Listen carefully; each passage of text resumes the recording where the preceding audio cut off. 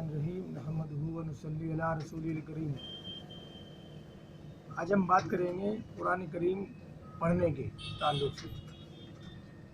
जो लोग कुरान करीम पढ़ते हैं वो इस बात को जान लें कि अगर वो सिर्फ़ कुरान करीम की अरबी में पढ़ रहे हैं तो वो सिर्फ़ एक रस्म पूरी की जा रही है, उससे उसको कुछ मालूम नहीं हो रहा है कि उन्होंने क्या पढ़ा और इसके अंदर क्या कहा गया है।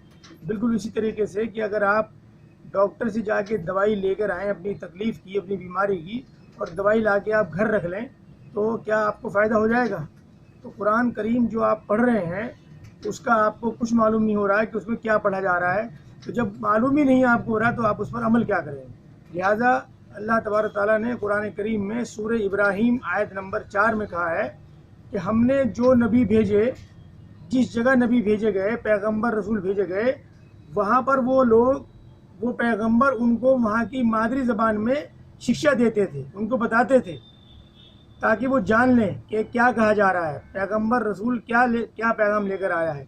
लिहाजा ज़रूरत इस बात की है कि आज कुरान करीम जो लोग अरबी में पढ़ते हैं उनको चाहिए कि वो अपनी मादरी ज़बान में, जो उनकी भाषा है, हिंदी हो, उर्दू हो, अंग्रेज़ी हो या कोई और लैंग्वेज वो जानते हैं, उसका तर्जुमा साथ में पढ़ें।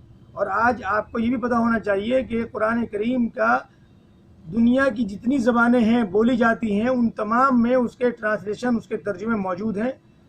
ज़रूरत इस बात की है कि हमें पता होना चाहिए कि वो कहाँ से मिलता है और कहाँ से हम उसको हासिल कर सकते हैं। वो तमाम चीज़ें आज मार्केट में मौजूद हैं। हमें चाहिए कि हम कुरान करीम का अपने जो ज़बान हम जानते हैं उसका तर्जुमा हम हासिल करें, ख़रीदें, और अरबी के साथ साथ हम उस तर्जुमे को अगर पढ़ेंगे तब हमें मालूम होगा कि कुरान करीम में क्या कहा गया है। जब मालूम होगा तभी हम उस पर अमल करने की कोशिश भी करेंगे।